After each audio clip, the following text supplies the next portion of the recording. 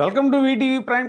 ఆంధ్రప్రదేశ్లో ఇటీవల జరుగుతున్నటువంటి అరెస్టులు అవి మనం చూస్తే కనుక అసభ్య పదజాలం వాడారు అనే దీని కింద కేసులు పెట్టించడం, తిట్టారు, మనోభావాలు దెబ్బతిన్నాయి అని ఇలాంటి ఆ, విషయాల మీద కేసులు పెట్టడం, వాళ్ళని అరెస్ట్ చేయడం మనం చూస్తున్నాం. ముఖ్యంగా డైరెక్ట్గా మాట్లాడుకోవాలంటే ఎవరైతే యూట్యూబర్ రావణ్ మీద పెట్టిన కేసు ఏదైతే ఉందో అతను కూడా అసభ్య పదజాలం వాడాడు అని బిగినింగ్లో కొన్ని కేసులు పెట్టారు.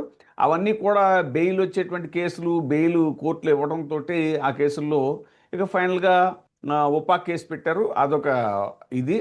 ఈ నేపథ్యంలో చాలామంది మీద ఎలాగా వాళ్ళని తిట్టారని, వీళ్ళని తిట్టారని, కేవలం అసభ్య పదజాలం వాడటం మీద కేసులు పెట్టచ్చా అనేటువంటిది ఇప్పుడు తాజాగా సుప్రీంకోర్టు ఒక కీలకమైనటువంటి తీర్పు వెలువరించిన సందర్భంలో తిట్లు ఎంత అసభ్యకరంగా, అనాగరికంగా ఉన్నప్పటికీ అసభ్య పదజాలం, బూతులు తిట్టడం అశ్లీల నేరంగా పరిగణించలేము అని దేశ సర్వోన్నత న్యాయస్థానం చెప్పింది.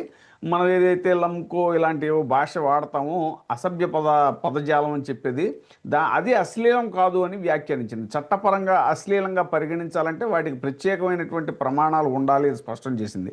ఇంతకీ ఈ కేసు ఏ కేసు సందర్భంగా సుప్రీంకోర్టు ఈ కామెంట్ చేసిందంటే, తమిళనాడుకు చెందిన మణి అనే వ్యక్తి దాఖలు చేసిన అప్పీల్ని పాక్షికంగా అనుమతించినటువంటి జస్టిస్ సంజయ్ కరోల్, జస్టిస్ విపుల్ పంచోలీల ధర్మాసనం ఈ తీర్పు వెలువరించింది. ఆ సందర్భంగా కోర్టు అసలు చట్టపరంగా అశ్లీల భావాన్ని విశదీకరించింది. ఏంటి అని అంటే, అసభ్యత, వల్గారిటీ, అలాగే తిట్లు, అబ్యూజ్, బూతులు, ప్రొఫెనిటీ చట్టపరంగా ఇవి అశ్లీలత కాదు అని కోర్టు వ్యాఖ్యానించింది. కేవలం బూతులు మాట్లాడటం, అసభ్య పదజాలం ఉపయోగించడం, తిట్టడం వీటిని అశ్లీల నేరంగా పరిగణించలేము. అలాంటి పదాలు అసహ్యం, విరక్తి లేదా షాక్కు గురి చేయొచ్చు. లైంగికంగా ఉద్రేకాన్ని రేకెత్తించే లేదా కామప్రేరిత ఆసక్తిని ప్రోత్సహించే, విన్నవారి నైతిక విలువలను దెబ్బతీసేలా లేదా వారిని నీతి భ్రష్టులుగా మార్చే ప్రభావం ఉంటేనే అశ్లీలంగా పరిగణించవచ్చు అని కోర్టు వ్యాఖ్యానించింది. దీని మీద మనకి వివరించడానికి ప్రముఖ సామాజికవేత్త, హైకోర్టు అడ్వకేట్ అశోక్ గారు ఉన్నారు. సార్ నమస్కారం. సార్ నమస్కారం. సార్, మన ముఖ్యంగా ఏపీలో జరుగుతున్న పరిణామాల నేపథ్యంలో సుప్రీంకోర్టు ఈ వ్యాఖ్యానాన్ని ఇచ్చినటువంటి వ్యాఖ్యల్ని ఎలా చూడాలి? ఎస్, ఇప్పుడు అన్పార్లమెంటరీ లాంగ్వేజ్ అంటామండి. అంటే ఏంటి? అతను మమ్మల్ని దూషించాడు, దుర్భాషలాడాడు, అసభ్య పదాలు వాడాడు అని చెబుతారు. కానీ ఇవన్నీ బయట చెప్పడానికి బాగుంటాయండి. బట్ కోర్టు విచారణకు వచ్చేసరికి ఏమవుతుందంటే క్లారిటీ ఉండాలి. అంటే అసభ్య పదజాలం వాడాడు అంటే సరిపోదు. ఆ పర్టికులర్ పదాలు ఏమిటి, అవి కరెక్ట్ గా ఎఫ్ఐఆర్ లో మెన్షన్ చేశారా, చార్జ్ షీట్ లో మెన్షన్ చేశారా? అంటే ఫర్ ఎగ్జాంపుల్ అసభ్య పదజాలం అంటే ఎన్నో ఉంటాయండి. వాటిల్లో బూతు మాటలు ఉంటాయి, అవతలోళ్ళు హర్ట్ అయ్యే మాటలు ఉంటాయి, లేకపోతే అవతలోళ్ళని మెంటల్ గా డిప్రెషన్ లో పంపించే మాటలు ఉంటాయి. రకరకాల అసభ్య పదజాలాలు ఉంటాయండి. అవి ఏమిటంటే పర్టిక్యులర్ గా మెన్షన్ చేసి ఉండాలి ఆ కేసుల్లో. ఆ కాగితం మీద కరెక్ట్ గా బూతులు ఆడాడంటే ఆ బూతులు ఏమిటి, ఆ క్లారిటీ కావాలి. అది ఇక్కడ మన సుప్రీంకోర్టు వారు మెన్షన్ చేసింది. అయితే అట్ ద సేమ్ టైం బూతులు వాడాడంటే కాదు, ఆ బూతుల వల్ల, ఆ అన్పార్లమెంటరీ లాంగ్వేజ్ వల్ల, ఆ దుర్భాషల వల్ల అవతలోళ్ళు ఏమన్నా సఫర్ అయ్యారా, హర్ట్ అయ్యారా, ఈ పదాల వల్ల అతను ఏమైనా ఇబ్బందులు పడ్డాడా, ఆపోజిట్ పార్టీ అతని గురించి మాట్లాడినట్టుగా అతను ఫీల్ అయ్యి దీనివల్ల అతనికి ఏమైనా నష్టం జరిగిందా, అది మానసికంగా కానీ, శారీరకంగా కానీ, ఆర్థికంగా కానీ, లేకపోతే అతను గుడ్ విల్ డ్యామేజ్ అవటం వల్ల కానీ, ఇవన్నీ కూడా ఏమన్నా ఐడియా, ఇవన్నీ ప్రూవ్ చేయాలి. ఊరికే అతను నన్ను అన్పార్లమెంటరీ లాంగ్వేజ్ యూజ్ చేశాడండి నా మీద అంటే ఆ case not maintainable according to law. అది నిలబడవండి ఆ కేసులు. బయట నన్ను ఎట తిట్టాడు అవన్నీ కుదరవు. ఫర్ ఎగ్జాంపుల్, మీరు ఇప్పుడు ఈ వీడియో స్టార్టింగ్ లోనే రావణ్ గురించి, యూట్యూబ్ రావణ్ గారి గురించి మీరు మాట అన్నారు. ఇప్పుడు యూట్యూబ్ రావణ్ గారు యాక్చువల్గా ఆయన ఏమన్నాడు? ఆయన సొంతంగా నేను అన్నా, నేనేం చెప్పలేదే, పవన్ కళ్యాణ్ గారు అన్నాయి నేను రిపీట్ చేస్తున్నానని చెప్పాడు. ఇప్పుడు ఈ దోషులు ఆ లెక్కన ఎవరు ఫస్ట్ దోష అవుతాడు, ఎవరు సెకండ్ దోష అవుతాడు ఇందులో? సో ఇవన్నీ మనం అవి చూడాలి. అంటే ఇవన్నీ కేసులు పెట్టొచ్చు, వాళ్ళని రిమాండ్లకు పంపించవచ్చు, పొలిటికల్ ప్రెజర్ వల్ల లేకపోతే ఇంకోటి రకంగా ప్రెజర్ వల్ల పోలీసులు వారు కొన్ని స్టెప్స్ తీసుకోవచ్చు. But at the last stage, at the time of the trial, before the court, this type of cases are not paintable according to law. ఈ నిలబడవండి. కోర్టుకు వచ్చేసరికి ఏమవుతుందంటే నిలబడవు. రేపొద్దున రావడనే చెప్తాడు, అయ్యా ఇది నా మాటలే కాదయ్యా, అంతకుముందు ఒక పెద్ద సెలబ్రిటీ మాట్లాడిన మాటలే నేను రిపీట్ చేశాను, అలా చేయడం తప్పని చెప్పడం కోసమే నా ఉద్దేశం తప్ప నేను ఎవరిని హత్య చేయటం కాదు అని చెప్పి ఒక స్టేట్మెంట్ పారేస్తాడు కోర్టు ముందు. అయిపోయాయి. దాంట్లో ఎవరు దానికి పర్టికులర్ దానివల్ల ఎవరు పర్టికులర్ పర్సన్ హర్ట్ అయ్యాడు? అసలు దాంట్లో కేసు పెట్టింది వేరే వాళ్ళు. అతను అన్నదే పవన్ కళ్యాణ్ని. అందులో ఇది ఫిర్యాదుదారుడు పవన్ అవును అవును అతని మాటల వల్ల హర్ట్ అవ్వాల్సింది పవన్ కళ్యాణ్ గారు. అవును. మరి పవన్ కళ్యాణ్ ఫిర్యాదుదారుడు ఆ కేసులో. గతంలో అండి ఇప్పుడు ఆంధ్రప్రదేశ్లో సీరియల్గా ఇప్పుడు పెట్టిన కేసులన్నీ పోసాని కృష్ణమురళి గారి మీద కానీ, ఆ తర్వాత ఈ సోషల్ మీడియా కార్యకర్తల మీద పెట్టిన కేసులన్నీ కూడా, ఈ రామ్ గోపాలవరం గారు ఆయన మీద పెట్టిన కేసులు కూడా ఎవరినో అంటే ఎవరి మనోభావాలు దెబ్బతిన్నాయంట. అసలు డైరెక్ట్గా ఎవరిని అన్నారో వాళ్ళు కాదు కేసులు పెట్టింది, వాళ్ళ మనోభావాలు దెబ్బతిన్నాయో లేదో మనకు తెలియదు. వాళ్ళకి సంబంధించిన వాళ్ళని అంటం వల్ల మా మనోభావాలు దెబ్బతిన్నాయని వేరే వాళ్ళు కేసు పెట్టడం. ఇది ఇందులో కేసులు పెట్టడంలో 2 రకాలు ఉన్నాయండి. చాలా మందికి లీగల్ నాలెడ్జ్ లేక ఎవరు నచ్చినట్టు వాళ్ళు మాట్లాడుతున్నారు. కానీ అన్నోన్ పర్సన్స్ కేసు పెట్టొచ్చు. ఎప్పుడు అంటే రోడ్డు మీద వెళ్తుంటే ఒక యాక్సిడెంట్ జరిగింది అనుకోండి, పాపం గుద్దేసిన అతను వెళ్ళిపోతాడు, ఆ దెబ్బలు తగిలిన అతను రోడ్డు మీద పడిపోయి ఉంటాడు. అప్పుడు మీలాంటి వ్యక్తి చూసినప్పుడు ఖచ్చితంగా పోలీసులు ఫిర్యాదు చేయొచ్చు, మీరే దాంట్లో కంప్లైంట్ అవుతారు, మీరు ఫిర్యాదు అవ్వచ్చు, ఆ కేసుని 100% మెయింటైనబిలిటీ ఉంటుంది. కానీ ఈ కేసుల్లో ఎవరైతే అతను సఫర్ అయ్యాడో ఈ మాటల వల్ల, ఇప్పుడు యూట్యూబ్ రావణ్ అనే వ్యక్తి మాట్లాడింది పవన్ కళ్యాణ్ గురించి, పవన్ కళ్యాణ్ కేసు పెట్టాడా? పెట్టలేదు. ఎవరో థర్డ్ పర్సన్ ఎవరో విజయనగరం నుంచో శ్రీకాకుళం నుంచో వచ్చి కేసు పెట్టాడు. మరి ఇది ఎలా మెయింటైనబిలిటీ అవుతుంది? రేపొద్దున కోర్టులో ఎలా నిలబడుతుంది? ఈయన మాటలలో సఫర్ అయింది పవన్ కళ్యాణ్ కానీ అతను కాదు కదా, అతను థర్డ్ పర్సన్ కదా, అతను వర్తించదు కదా. మరి ఈ కేసులు ఎలా నిలబడతాయి? అంటే కేసులు నిలబడినా నిలబడకపోయినా ఒక భయభ్రాంతులు గురి చేయటానికి, సొసైటీలో ఒక భయాన్ని క్రియేట్ చేయటానికి, మిగిలిన వాళ్ళు కామెంట్ చేయకుండా ఉండటానికి, మిగిలిన వాళ్ళు ప్రశ్నించుకోకుండా ఉండటం కోసం, మిగిలిన వాళ్ళు వీళ్ళని ఎటువంటి ఈ కామెంట్లు చేయకుండా ఉండడం కోసం ఒక భయాన్ని క్రియేట్ చేసే ఉద్దేశంతో పెట్టే కేసులే తప్ప ఇవన్నీ నిలబడే కేసులు కాదు. ఫర్ ఎగ్జాంపుల్ మీకు చెప్తానండి, సుప్రీంకోర్టు వారు మంచి జడ్జిమెంట్లు ఇచ్చారు, ల్యాండ్ మార్క్ జడ్జిమెంట్లు వచ్చేసి Shivakumar versus state represented by inspector of police. ఈ కేసులో సుప్రీంకోర్టు ఏం చెప్తుందంటే, అసభ్య పదజాలం వాడినంత మాత్రాన అవి చట్టపరంగా అశ్లీలం కావు. అసభ్య పదజాలం వాడినంత మాత్రాన అవి చట్టపరంగా అశ్లీలం కావు. అంటే ఫర్ ఎగ్జాంపుల్ అసభ్య పద్యాలు ఫర్ ఎగ్జాంపుల్ చూడండి, మీరు సినిమాల్లో ఎన్నో వల్గర్ డైలాగులు ఉంటాయి, అవన్నీ మెయింటైనబిలిటీ అవుతాయా? చాలా మంది సీరియల్ చూస్తారు, సినిమాలు చూస్తారు, వాటిలో బోల్డ్ అని ఇవాళ అసభ్య పదజాలం లేకుండా ఏ సినిమాలు వస్తున్నాయి, ఏ సీరియల్స్ వస్తున్నాయి సార్? ఇలా పెట్టుకుంటూ పోతే వీళ్ళందరి మీద కేసులు పెట్టాలి, దారిపోయే వాళ్ళందరూ పెట్టేస్తారు కేసులు. అవన్నీ మెయింటైనబిలిటీ కాదు. నెంబర్ 2 కేసు, ఇంకో కేసు ఉందండి, ఎన్ఎస్ మదన్ గోపాల్ వర్సెస్ లలిత అని. ఈ కేసులో సుప్రీంకోర్టు వారు ఏం చెప్పారంటే, ఇతరులకు ఇబ్బంది కలగనంత వరకు, ఎస్ నా మాటల ద్వారా మీకు ఇబ్బంది కలిగినంత వరకు మీరు ఈ కేసులు పెట్టలేరు. నా మాటల వల్ల మీరు సఫర్ అవ్వాలి. ఇప్పుడు రావణ్ అనే మాటల వల్ల పవన్ కళ్యాణ్ సఫర్ అయ్యాడా? అయితే పవన్ కళ్యాణ్ ఇందులో కంప్లైంట్ ఇవ్వాలి, పవన్ కళ్యాణ్ గారే ఫిర్యాదుదారుడు అవ్వాలి. కానీ విజయనగరం నుంచో శ్రీకాకుళం నుంచో నువ్వెవరో పెడతావు, నువ్వు ఎక్కడ సఫర్ అవ్వలేదు ఈయన మాటల వల్ల. ఈయన పబ్లిక్ ని కూడా దూషించలేదే, అన్పార్లమెంటరీ లాంగ్వేజ్ వాడలేదే. అతను ఏం చెప్తున్నాడు, నేను పవన్ కళ్యాణ్ గారి మాటలు రిపీట్ చేస్తున్నాను, ఇది కరెక్ట్ కాదని ఆఖరిలో చెప్తున్నాను, ఈ లోపే నా మీద కేసులు రిజిస్టర్ చేశారు అనేది ఆయన వాదన. పెడితే పవన్ కళ్యాణ్ పెట్టాలి, నన్ను తిట్టాడని. మీరెవరు పెడతాకి? ఈ కేసు ఎలా మెయింటైనబిలిటీ? నువ్వు బాధ్యత కాదు కదా. పైగా మల్టిపుల్ ఎఫ్ఐఆర్లు, ఒకే కేసు గురించి మల్టిపుల్ ఎఫ్ఐఆర్లు. మేము ఒకసారి ఈ కేసులో నిమిత్తం మేము హైకోర్టులో రిప్రజెంటేషన్ ఇవ్వడం కూడా జరిగిందండి. రాజధానికి సంబంధించిన కేసులో మేము కృష్ణరాజు గారి మీదను సాక్షి టీవీలో జరిగిన దీని మీద డిబేట్ లో మల్టిపుల్ ఎఫ్ఐఆర్స్ రిజిస్టర్ చేయడం జరిగింది కేఎస్ఆర్ గారి లైవ్ షోలో. వాటిలో మేము హైకోర్టుకి రిప్రజెంటేషన్ జరిగింది, మల్టిపుల్ ఎఫ్ఐఆర్స్ పెట్టొద్దని. ఆ రోజు హైకోర్టు వారు కూడా సర్క్యులర్ ఇవ్వడం కూడా జరిగింది, ఏపీ స్టేట్ లో ఉన్న అందరు మ్యాజిస్ట్రేట్లు. సో అది అప్పుడుతో ఆగిపోయింది. మళ్ళీ ఈ మధ్య కాలంలో ఇది పెట్టారు. ఇది ఆ కేసులో కూడా దాని ఎఫెక్ట్ ఇప్పుడు ఈ ఎవరైతే ఉన్నారో రావణ్ గారిని ఎక్కడికి ఏ కోర్టుకి వెళ్ళినా కానీ రిమాండ్ తీసుకోలేదండి, వెనక్కి పంపించేశారు. దాంతో వీళ్ళు ఈ పెద్ద కేసుని పెట్టడం జరిగింది. సరే, ఈ కేసులు నిలబడితే లేదని పక్షం పక్కన పెడితే, ఫర్ ఎగ్జాంపుల్ ఇప్పుడు చెప్తున్నాను, ఎస్సీ ఎస్టీ అట్రాసిటీ యాక్ట్ అనేది ఒకటి ఉంది, మీకు తెలుసు. అందులో కూడా సేమ్ ఇదే వర్తిస్తుందండి. పబ్లిక్ లో మీరు ఒకరిని ఉద్దేశించి ఆ కులాన్ని పర్టిక్యులర్ గా అతను వ్యక్తిని సంబంధించి తిట్టితేనే ఇవన్నీ వర్తిస్తాయి. అంటే 4 గోడల మధ్యలో మీరు బూతులు మాట్లాడుకొని వాడిని ఎవడో తిట్టాను అంటే అసలు ఈ సెక్షన్ అట్రాక్ట్ కాదు. ఎస్సీ ఎస్టీ యాక్ట్ కూడా ఈ అట్రాక్ట్ కాదు. సుప్రీంకోర్టు ఇచ్చిన గైడ్లైన్స్ అండి. అంటే 4 గోడల మధ్యలో జరిగిన దానికి అసలు సంబంధం లేదు. పబ్లిక్ లో మీరు అన్న మాటల వల్ల పర్టికులర్ వ్యక్తి నష్టపోయాడు, అతను బాధపడ్డాడు, మానసికంగా అక్షోభ అనిపించాడు, అతను డ్యామేజ్ అయ్యాడు అనుకున్నప్పుడే అతను కేసు పెట్టాలి, నాకు నష్టం జరిగింది ఈ మాటల వల్ల అని. కానీ ఇక్కడ ఏం జరిగింది, ఇప్పుడు సుప్రీంకోర్టు గైడ్ లైన్స్ మనం చూసాం కదండి, అసలు ఏమి జరగలేదు. సో ఇక్కడ ఇప్పుడు ఏమవుతుందంటే ఈ అశ్లీల పదాలు వాడాడు అని ఎఫ్ఐఆర్ లో రాయడం సరిపోదండి, అది ఒక్కటే సరిపోదు. ఎఫ్ఐఆర్ లో ఏదో రాసేస్తూ ఉంటారు, నన్ను అశ్లీల పదాలు వాడాడు, అన్పార్లమెంటరీ లాంగ్వేజ్ యూజ్ చేశారు, దుర్భాషలు ఆడాడు, ఈ కామన్ పదాలు అందరూ వాడేయే. అట్లా కాదు, నిన్ను పర్టికులర్ గా ఏమన్నాడు అది మీరు చెప్పాలి. ఆ బూతులు మనం ఇక్కడ ఈ మీడియాలో వాడకూడదు కాబట్టి నేను చెప్పలేకపోతున్నాను.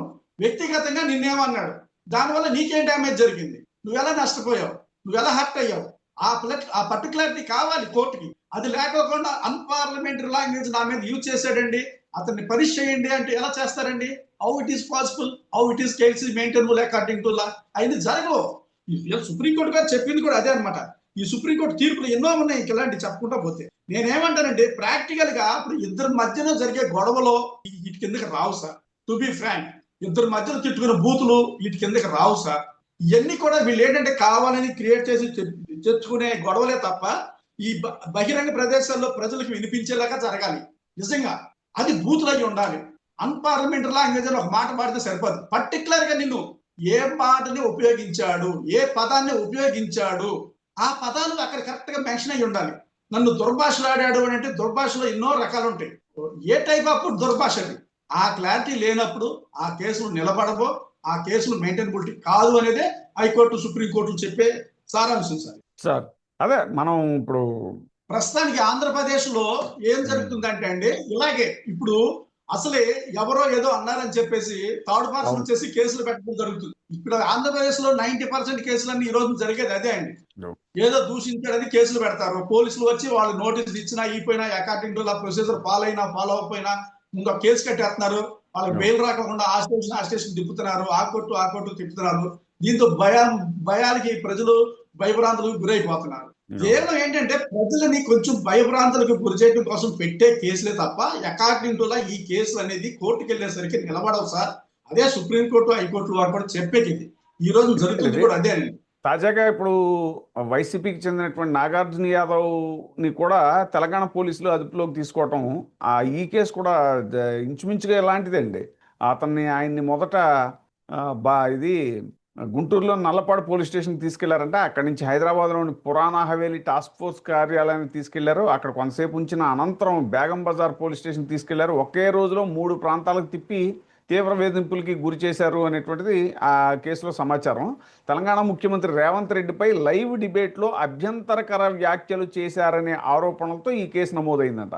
సో ఇది ఆయన మీద పెట్టిన కేసులు చూడండి, మన బిఎన్ఎస్లోని 192, 352, 353 సబ్సెక్షన్ 1, 353 సబ్సెక్షన్ 2 ఈ సెక్షన్ల కింద పోలీసులు కేసు నమోదు చేసి దర్యాప్తు చేపట్టారు అనేటువంటిది మనకి చూడండి. ఇప్పుడు ఇతని మీద పెట్టిన కేసు ఎవరో, ఇతని మీద కంప్లైంట్ పెట్టింది ఎవరండి? రేవంత్ రెడ్డి గారు కంప్లైంట్ పెట్టారా? అదే పెట్టలేదు ఆయన. అవును. మరి ఈయన మాట వల్ల, ఈయన దోషణ వల్ల హట్ అయింది ఎవరో? అతని కదా, ఆ వ్యక్తిని కదా పెట్టాల్సింది కేసు. మరి సంబంధం లేని వ్యక్తులు కేసులు పెడితే ఎలాగా? ఇట్లో 2 రకాల కేసులు ఉంటాయి, ముందే చెప్పాను. సంబంధం లేని వ్యక్తి పెట్టే కేసులు రోడ్డు మీద మీరు పోతుంటే ఒక యాక్సిడెంట్ అయింది అనుకోండి, మీరు కేసు పెట్టొచ్చు. మీకు సంబంధం లేకపోయినా మీరు యువర్ ద విట్నెస్. అక్కడ ఒక వ్యక్తి పడిపోయి ఉన్నాడు, అతనికి డాష్ ఇచ్చిన వెహికల్ వెళ్ళిపోయింది, మీరు కంప్లైంట్ ఇవ్వచ్చు. కానీ ఇక్కడ అది కాదు. మీ మాటల వల్ల ఎవరైతే సఫర్ అవుతారో అతని కదా కంప్లైంట్ ఇవ్వాల్సింది. సఫర్ అయింది లేని ఆ విక్టిమ్ తెలుస్తుంది, థర్డ్ పర్సన్ తెలియదు కదా. కేసు పెట్టిన ఏం డ్యామేజ్ అవ్వడు కదా, వ్యక్తిగతంగాను ఇంకో రకంగాను. మీ వల్ల, మీ మాట వల్ల, మీ శాస్త్రాల వల్ల ఎవరైతే డ్యామేజ్ అవుతున్నాడో, ఎవరైతే సఫర్ అవుతున్నాడో, ఎవరైతే ఇన్కరెక్ట్ ఫీల్ అవుతున్నాడో అతను కదా మీ మీద ఫిర్యాదు చేయాల్సింది. అప్పుడు కదా ఈ కేసు మెయింటైనబిలిటీ వస్తుంది. ఇక్కడ అదే జరుగుతుంది. ఇప్పుడు ఏం చెప్తున్నానండి, మీరు చెప్పారు కదా, ఇప్పుడు వీళ్ళందరి మీద పెట్టిన కేసులు మీకు కోర్టుకు వచ్చేసరికి మెయింటైనబిలిటీ ఉండదు సార్. స్టార్టింగ్ లో వీళ్ళని ఏంటంటే భయభ్రాంతులకు గురి చేసి కేసులు పెట్టి రిమాండ్లు ఇవ్వటం తప్ప ఇంకా రెండోది జరగదండి. కేవలం ఏంటంటే సొసైటీలో ఒక భయాన్ని క్రియేట్ చేయటం. అంటే అధికారంలో ఉండేవాళ్ళు ఏంటంటే లా అండ్ ఆర్డర్ ని కొంచెం ఎంత కొంత ఇన్ఫ్లుయెన్స్ వాడుకుంటారు కాబట్టి, పోలీసుల మీద కొంచెం ప్రెషర్ ఉంటుంది కాబట్టి అవి నిలబడగా లేదా అనేది పక్కన పెడితే ఈ విధంగా వెళ్తారు. యాక్చువల్గా ఏంటంటే ఒకటి గుర్తుంచుకోవాలి, తప్పుడు కేసులు పెట్టిన తర్వాత ఆ కేసులు నిరూపించాల్సిన బాధ్యత ప్రాసిక్యూషన్ వారిదే. అలా నిరూపించలేనప్పుడు ఆ వ్యక్తి రేపొద్దున ఎక్విటల్ గా బయటకు వచ్చిన తర్వాత, నిర్దోషిగా బయటకు వచ్చిన తర్వాత అతని పొరుగుకు గాని, అతని స్టేటస్ గాని, అతను సపరైన విధానానికి కానీ అతను డ్యామేజ్ ఫైల్ చేస్తాడు, ఏదో ఇన్వెస్టిగేషన్ ఆఫీసర్ మీద కానీ ఆ ఫిర్యాదుదారుల మీద కానీ. అది మన దేశంలోనూ మన రాష్ట్రంలోనూ ఈ ప్రాక్టీస్ పెద్దగా లేదండి. ఫారిన్ కంట్రీస్ లో అయితే ఇలా ఉండదు సార్. అక్కడ ఏమవుతుందంటే ఒక అన్యాయంగా ఒక ఇన్నోసెంట్ ని కేసులో ఇరికిస్తే అది ప్రూవ్ చేయలేకపోతే అతను బయటకు వచ్చిన తర్వాత డ్యామేజ్ సూట్ ఫైల్ చేస్తే అతను ఆ సూట్ కి ఎవరైతే ఉన్నారో వాళ్ళు సర్వనాశనం అయిపోతారు అన్నమాట. అంటే వాళ్ళ జీవితం మొత్తం డ్యామేజ్ సూట్ ఫైల్ అంటే కొన్ని కోట్లకి డ్యామేజ్ ఫైల్ చేస్తారు. నేను చెయ్యని నేరానికి నన్ను ఇంత క్షోభ పెట్టారు, మానసికంగాను శారీరకంగాను, నేను డ్యామేజ్ ఫైల్ చేస్తానని చెప్పి కొన్ని కోట్లకి వాళ్ళు సూట్లు ఫైల్ చేసి ఆ తప్పుడు కేసులు ఎవరైతే పెట్టారో వాళ్ళని రోడ్లకి ఎడుతున్న కేసులు ఎన్నో ఉన్నాయి అనమాట. ఇది ఫారిన్ కంట్రీస్ ఈ ప్రాక్టీస్ ఎక్కువ ఉంటుందండి. మన ఇండియాలో ఈ లా అండ్ ఆర్డర్ మీద కానీ ఈ లా మీద కానీ అంత అవగాహన లేకపోవటం, మనకి నిరక్షరాస్యత ఎక్కువ అవటం. సో అక్షరాస్యత ఉన్నా కానీ చాలా మందికి ఏంటంటే ఈ లా మీద కొంచెం గ్రిప్ తక్కువ అండి. ఈ మొదటి నుంచి కూడా మనకి ఈ లా స్టూడెంట్స్ ఎవరైతే ఉన్నారో ఆ లా చదువుకునే విద్యార్థులు చాలా తక్కువ, ప్రాక్టికల్ ఈ లాని వాడడం చాలా తక్కువ అనమాట. చదువులు అయితే చదివారు కానీ లీగల్ నాలెడ్జ్ కొంచెం చాలా తక్కువ అని చెప్పాలి మన దేశంలో. దాంతో ఏమవుతుందంటే పిచ్చి పిచ్చి కేసులు పెట్టేస్తున్నారు. ఈ కేసుల వల్ల ఎంత డ్యామేజ్ అవుతుంది అనేది వాళ్ళకి తెలియట్లేదు. ఈ మధ్య కాలంలో మనం కొన్ని చూస్తూ ఉంటాం, రాజకీయ నాయకులు కూడా మీరు అంత తిన్నారు ఇంత తిన్నారని ఒక కామెంట్ వస్తుంది. అతను పాపం తినుండడం, అతను ఏం చేస్తాడు, పొరుగు నష్టం రావాలి ఇటు మనం ఎన్నో చూసాం. సో అలాగే ఫర్ ఎగ్జాంపుల్ నాగార్జున గారు కూడా మన తెలంగాణ మంత్రి గారు ఒక ఆవిడ ఉన్నారు, ఆవిడ మీద కూడా ఒక డ్యామేజ్ సూట్ ఫైల్ చేయడం జరిగింది, వ్యక్తిగతంగా ఏదో దూషించారని చెప్పేసి. కొండా సురేఖ్ గారు. సో అవును, సో ఇలాంటివి ఉంటామండి. అది బాగా అవేర్నెస్ ఉన్న వాళ్ళకి అర్థం అవుతుందండి. తప్పుడు కేసులు పెట్టి అట్లా తప్పించుకోవడం అంత ఈజీ ఏం కాదు. తప్పుడు కేసులు ఎవరైతే పెడుతున్నారో అది అతను ఇన్నోసెంట్ అనేది, ఆ విక్టిమ్ ఇన్నోసెంట్ అనేది ప్రూవ్ అయిన తర్వాత కేసు పెట్టిన వాళ్ళ మీద ప్లస్ ఆ ప్రాసిక్యూషన్ ఆఫీసర్ మీద 100% డ్యామేజ్ సూట్లు ఫైల్ చేయొచ్చు, క్రిమినల్ ప్రొసీడింగ్స్ కూడా తీసుకోవచ్చు. సో మనకుండా ఏంటంటే లీగల్ నాలెడ్జ్ తక్కువ అవడం వల్ల మన దేశంలో కానీ మన రాష్ట్రాల్లో కానీ సో ఈ అవగాహన కొంచెం తక్కువగా ఉంటుంది. దాంతో ఎవరు ఇష్టం వచ్చినట్టు వాళ్ళు ఈ కేసులు పెట్టేసుకోవటం. అన్నట్టు చాలా కేసుల విషయంలో ఇల్లీగల్ ఇమ్మోరల్ దానికి ఆ డిఫరెన్స్ తెలియట్లేదు. ఇమ్మోరల్ అయిన ప్రతిదీ ఇల్లీగల్ కావాల్సిన అవసరం లేదు అనేటువంటిది మీరు చెప్పిన టెర్మినాలజీలో చాలా మంది అతను మాట్లాడింది ఇమ్మోరల్ అయి ఉండొచ్చు కానీ అది ఇల్లీగల్, చట్టపరంగా అది ఇల్లీగల్ కాకపోయి ఉండొచ్చు కదా అనేటువంటి. ఇల్లీగల్ అయితే కాదండి. ఎందుకంటే కొన్ని వాక్ స్వాతంత్రంలో ఉన్నప్పుడు ఏముందంటే కొన్ని మాటలు దొరుకుతాయి. కాకపోతే ఏంటి, ఇతను మాట్లాడిన మాటల వల్ల అవతల పర్సన్ హర్ట్ అవ్వాలి, నష్టపోవాలి. అది మానసికంగా నష్టపోయాడా ఇంకో రకంగా నష్టపోయాడా అనేది అతను ప్రూవ్ చేసుకోవాలి. అప్పుడు కదా ఆ కేసు నిలబడుతుంది. అంతేగాని ఊరికే ఓపెన్ డయాసిస్ లో ఓవరాల్ గా ఏదో మాటలు మాట్లాడాలని చెప్పేసి వ్యక్తిగత డ్యామేజ్ లేనప్పటికీను అతని మీద వ్యక్తిగతంగా కక్ష కోసం కేసులు పెట్టి ఈ విధంగా రిమాండ్లు పెడితే ఆ కేసులో నిలబడతాయి సార్, నిలబడదు. పైగా ఇప్పుడు కొంతమంది ఏం చెప్తున్నారు, ఇంతకుముందు అన్నాయే మేము రిపీట్ చేసాం తప్ప మేము కొత్తగా క్రియేట్ చేసినవి కాదని చెప్తారు. ఆ కేసులో అసలు నిలబడదు. సో ఇవన్నీ కూడా సుప్రీంకోర్టు హైకోర్టు యొక్క గైడ్ లైన్స్ ఏంటంటే అశ్లీల పదాలు అనేవి పర్టికులర్ గా ఒక మనిషిని ఉద్దేశించి చేస్తే ఆ మనిషి నష్టపోతే అది ప్రూవ్ చెయ్యాలి. అంతేగాని ఏదో పబ్లిక్ లో ఇలా మాట్లాడాడు ఈ విధంగా జరిగిందని చెప్పి థర్డ్ పర్సన్ వచ్చేసేసి కేసులు పెట్టేసైతే ఆ కేసులు మెయింటైనబిలిటీ కాదు, ఆ కేసులు పరిగణలో తీసుకోవాల్సిన అవసరం లేదనేది సుప్రీంకోర్టు హైకోర్టు చెప్పే విషయం అండి. Thank you sir, thank you very much. మరో అంశంతో మళ్ళీ కలుద్దాం. థ్యాంక్ యూ వెరీ మచ్ అండి. చూస్తానండి వీటీవీ ప్రైమ్. Thank you. ఇప్పుడే సబ్స్క్రైబ్ చేయండి, లైక్ చేయండి, షేర్ చేయండి. వీటీవీ ప్రైమ్, మీ ఉత్తమాభిరుచుల సమ్మేళనం.